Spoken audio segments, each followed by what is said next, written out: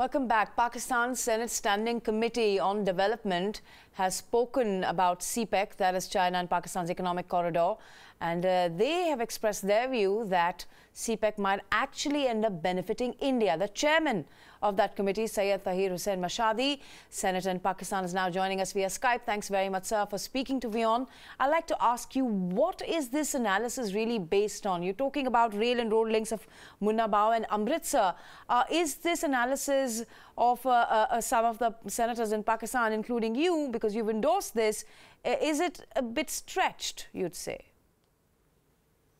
Bismillahirrahmanirrahim. Actually, when you look at the situation arising out of this development of the CPEC, we are having the direct route going through Khyber Pakhtunkhwa and Balochistan to Gwadar, which will be 900 miles less than is the present route, which is the old grand trunk road, which links the whole of the most of the population of Pakistan, and the rail and the road links. And in addition to that, it came up on this that when we were discussing the investment and the expansion of the economic initiative of China, it all came up that they are also going to give India 100 billion in the same manner as they're giving us in CPEC.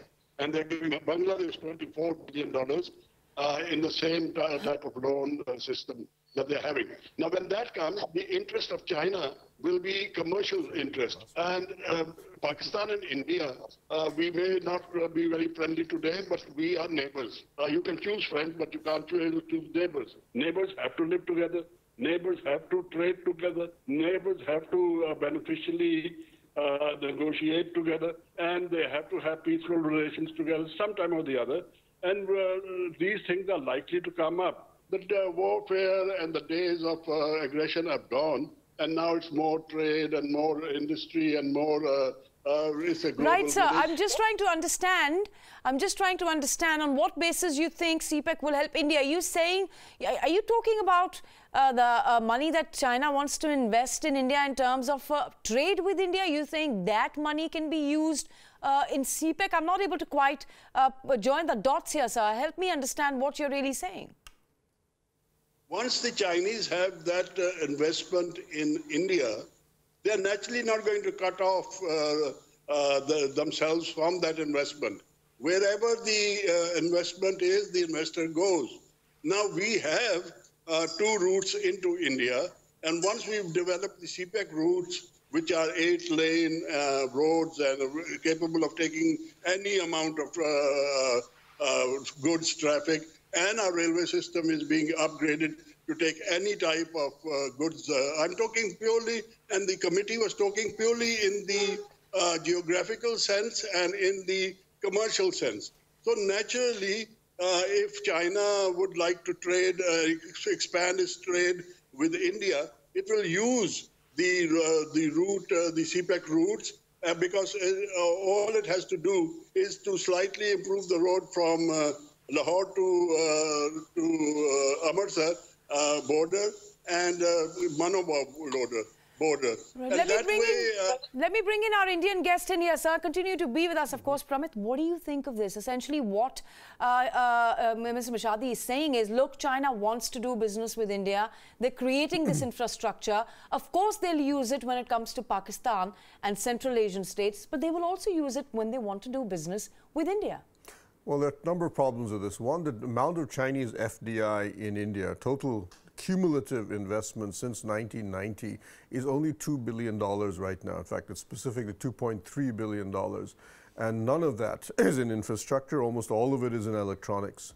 There's no evidence yet of Chinese willingness or ability to win contracts for infrastructure in India. And these roads that Mr. Mashhadi is talking about, they're not a part of CPEC. No, they would. I think what his argument is that once CPEC comes in, they will then, the link roads that exist already would then be upgraded. The other problem, though, with that is the fact that Pakistan has not given most favored nation status to India, MFN trade status. Without MFN trade status, it is very difficult for India to use any of the infrastructure to go into Pakistan. So you can have the infrastructure, but if the trade regulations are not in place to allow trade, then nothing can happen. We've got Mazdak Baloch now joining us. Of course, nationalist Balochis have huge concerns when it comes to the Gwadar port, when it comes to CPEC, China-Pakistan Economic Corridor. Let's get a sense from him. Thanks very much, Mr. Baloch, Mazdak, for joining us. I'd like to ask you how you respond to this report. We do have Mr. Mashadi with us. He's with us from Pakistan via Skype. Pramit Pal Chaudhary, Indian senior journalist, with us in the studio. You're not clearly happy with the fact that China is doing business in that part of the world. Give us a sense of what your apprehensions are and why. First of all, CPEC is not for the Baloch people. It is for the Chinese and the Pakistanis. And it's not an economic project, it's a military project. They are trying to counter India via this project, and we are the victims of it.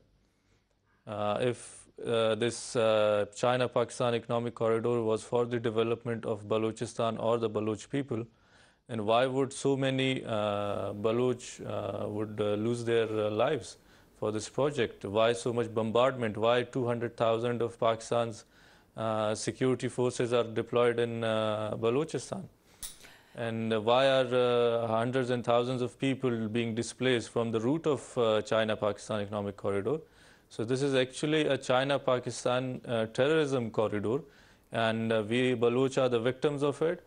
And Baloch people are facing the looting of their resources. We are facing a genocide in Balochistan, and we are being killed not only by Pakistan, but China is helping out Pakistan and killing us, and China is looting our resources, our gold, and now they want to take our ports, our marine life, and our land from us, and they want to bring in and deploy Chinese population, Mazdak, stay the with Punjabis us. From Punjab into Balochistan. Right, let me take that to Mr. Mashadi. Mr. Mashadi, the impression that people in Pakistan outside of Punjab have, and as Mazdak here is telling us, that this is Chinese Punjabi economic corridor, not China-Pakistan economic corridor. So won't you say, before senators like yourself talk about how India might benefit out of CPEC, which does certainly seem a bit far-fetched, there are internal issues that Pakistan must look at, one of them being the opposition that this corridor faces from Balochis? No, actually, you have to take everything in a broader perspective, and you have to be more open-minded about it. The question is not that India is going to benefit from it. The question that we raised was that India is going to use our route for transit trade anyway, because we are linking it up with the Iranians, and this trade route is going to open up the whole of Central Asia, in addition to China, if anybody has seen the CPEC plans. So we were on the broader perspective. As far as what Mr. Baloch says, that is absolutely irrelevant. Wherever in the history of mankind roads have been built and railways have gone, that area has developed. This is just a basic fact which you just cannot deny. You can't say that just because they're opening up 8-lane roads, motorways, and fast trains in our area, they are depriving us. They are not depriving the thing. Then not only that, electrical projects in Balochistan in action. Not only that, there'll be industry there, and not only that, the mining of all the precious things, they will open up, and in which Balochistan gets half of the share of everything. That is a part of the 18th Amendment Constitution. So the whole of the areas in Pakistan are going to benefit from it. It's a win-win situation for Pakistan and for the region, because the region is going to open up. Iran has already shown great interest in this. Right, Mr. Mashadi, I'm sorry to interrupt, sir. I do have to go to my guest in China as well. But before that, I want to get a quick word from you on benefits here that you're talking about, the power plants that you're talking about. The fact of the matter is that the interest rate is a bit too high, and there is a lot of opposition within Pakistan when it comes to these power plants. Of course, Pakistan is hoping it would help. But do you think that it's been a bad bargain when it comes to Pakistan? Not at all. It's a good bargain anyway. India is going to get 100 billion of the same money. And it's going to help the people of India, the poverty alleviation in India. If the people who are suffering, the downtrodden, if their standard of living goes up with this type of commercialization and development and planning in the right sense, and if the money is spent in the right way with the right spirit, and we have to look at it not in the political context. Friendships change every day. Enemies of today become the best friends of tomorrow. The best friends of tomorrow become enemies of the future. So these things are set aside. This is a pure project which is going to link not only China. China is going to benefit immensely. There's no doubt about it. That's why they are spending on it. But also is going to open up the whole of this region to the trade towards Afghanistan and beyond, to the Central Asian, and even to Europe. Right, I'm going to bring that question to you, Pramit, but before that, let's get a quick... I'm sorry, sir, I do have to make it a little more interactive, so I have to go to my guest from China before I bring you in, Pramit, on this vision that Mr. Mashadi is sort of sharing with us of what CPEC can do, not just for Pakistan and China, but everybody, all other countries. Let me go to Atul Aneja. He's Hindu's correspondent in China. There are, of course, concerns when it comes to the security of the projects that China wants to build in this economic corridor, Mr. Aneja. The nationalist Baluchis have several times attacked Chinese interests. You know, Anshul, I just want to broaden this a little bit. You know, the impression which is being created by the discussion which I've heard just now is that China is playing a zero-sum game, that it is Pakistan versus India. I don't think that's right. I just take off from Pramit's point. For China, the most important thing is the Belt and the Road, which includes several corridors, of which CPEC is the first one.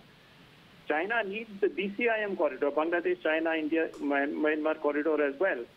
And, you know, so there is also a reliance on India which will come at some point, if not already, because Bangladesh, Myanmar and others are for it, and India is the one which seems to be dragging its feet on the BCIM. But China needs India on the BCIM, and that's a bargaining chip which India has vis-a-vis China.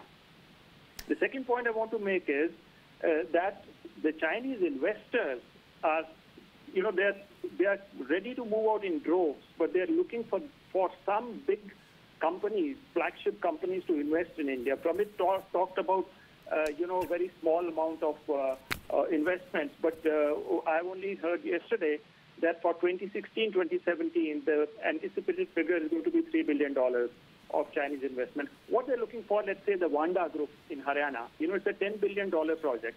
There are teething problems coming over there, but once a name like Wanda comes into it, I met hundreds of Chinese businessmen all across China who do not think that, you know, their investment in Vietnam is saturating and wages are going higher over there. Thailand is too small. Ultimately, it's going to be India. So, you know, this is a big leverage which India has vis-a-vis China. All right, Mr. Aneja, let me take that to Pramit. You know, Pramit, I remember having conversations with several of Indian diplomats, and what they essentially say is, look, we don't have to endorse it. We don't have to stand up and clap and give China a pat on the back. If they are creating this infrastructure, then certainly India can also, where India needs, can use it. How do you analyze that? So India doesn't want to support the Chinese vision of the region, but at the same time won't shy away from using that infrastructure created. Yeah, I mean, ultimately infrastructure can be used, trade infrastructure can be used by any country. If I'm sending a container from India to Central Asia, it right now can go through Iran, it can go via Singapore, it can go via eventually maybe one day through Gwadar or through Karachi. The Indian government doesn't control where the container does. That's purely economics. As long as the trade regulations allow that container to move through, then it'll go automatically to the cheapest possible and fastest destination. So yes, so that's why the Indian government had, and as I said, Modi has said, we don't oppose one belt, one road. We can't. It's not something we're going to stop. And large portions of One Belt, One Road, the maritime Silk Route, for example, Indian ships and Indian trade can use. But then the fear is the strategic implications, right? So is India doing enough in order to deal with it? Before I get a last word from my panelists, I completely forgot about, there's another story my colleague Ramesh Ramachandran has filed, and this one is on the sub-regional group BBIN, which is Bangladesh, Bhutan, India and Nepal. Bhutan has reservations when it comes to motor vehicle agreement. Have a look at this report that my colleague Ramesh Ramachandran filed. In a disappointment for India, the upper house of Bhutan's parliament has rejected a bill to ratify a South Asian Transport Pact. The agreement would have allowed seamless passenger and cargo traffic between and among 4 South Asian countries, Bangladesh, Bhutan, India and Nepal. Well, the BBIN Motor Vehicles Agreement, as you know, was signed in Thimphu last year by the representatives of the 4 governments. It may be recalled that the National Assembly of Bhutan had endorsed the BBIN Motor Vehicle Agreement early this year and had forwarded it to the National Council of Bhutan for consideration. We remain hopeful that the Royal Government of Bhutan will be able to complete the necessary internal procedures for operationalization of this agreement at an early date. Bhutan's reasons for doing so concern the environment, about what an influx of trucks and other heavy diesel-spewing vehicles could do to its pristine countryside. Transporters in Bhutan are also worried they could lose their jobs or go out of business, since they would not be able to compete against transport operators from India or Bangladesh. For the time being, however, there is a view that Bhutan could regulate the entry of vehicles and over a period of time assess the impact on its environment. Bureau Report, WION. Okay, we've got time just for the final word. Pramit, to you first. I'd like to ask you, India clearly isn't doing enough. India is not able to convince Bhutan. So, before India expresses its concern over what China's doing in Pakistan and what Pakistan is doing in the region, I mean, the sub-regional grouping seems not really taking off. Well, Bhutan is exactly a very calm version of exactly what the Baloch concerns are. In building the infrastructure is actually quite easy. That's the easy part, building the roads and the rails. The problem is the regulatory environment. So Bhutan is saying we're not going to allow these trucks into our country. We are worried about the economic impact of losing jobs. I was in Bhutan just a week ago, and they were very concerned that you have this new BIMSTEC development, you have BBIN, you have BCIM, you have all these giant infrastructure trilateral highway coming up around them, and they're scared their country is going to not only be economically wiped out, they're concerned that their entire culture and everything will be eradicated by hundreds of thousands of people entering their area. So there's more to creating such groupings. Exactly. So infrastructure is just part of that game. So in Pakistan's case, they've just been able to, as this the fellow from Balochistan said, they've just come in and overrun the Balochis and said, basically, you have no choice. I've got to get a last word, Pramit. I'm sorry I have had to cut you short. Let me go to Mr. Mashadi. So you've spoken at length about how the entire region can benefit from such ideas. What about motor vehicle agreement under SAARC? Why has then Pakistan not let this agreement go through, which essentially would give India access to Afghanistan, and that would too be good for the entire region? Mr. Mashadi. I think in time these type of agreements will come about. Presently maybe they are not the best of relations, but it's a passing phase. I have full faith that not only will we have such agreements, transit agreements, we'll be helping each other, we'll be having more trade between each other. I think that the betterment of the masses of both countries, and let the people of both countries have the trickle-down effect of prosperity and maybe peace with it and better relations with it. And I think we should look forward and see the glass half full. rather than half empty. All right, Mr. Mashhadi, I'm sorry, sir. Thanks very much for your perspective. That is a hopeful note to end on. I do apologize, my Baluch guest there. Would have wanted to give you a last word, but we've completely run out of time. Next time, I'll ensure that you get more time on this show. Thanks, gentlemen, for joining WION tonight. News and updates will continue. Stay with us.